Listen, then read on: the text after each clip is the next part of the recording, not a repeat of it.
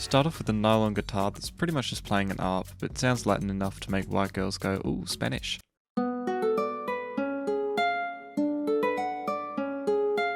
Layer it, reverse it, and finish off the melody with probably the easiest gig a flutist would ever get. Lay some nice hi-hats underneath it. Add a thick clap with the four to the floor sort of bounce.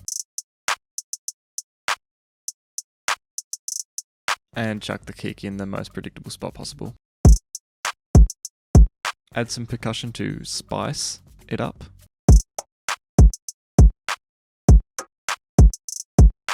Fix the fact that the melody's boring by making the 808 pretty much its own melody.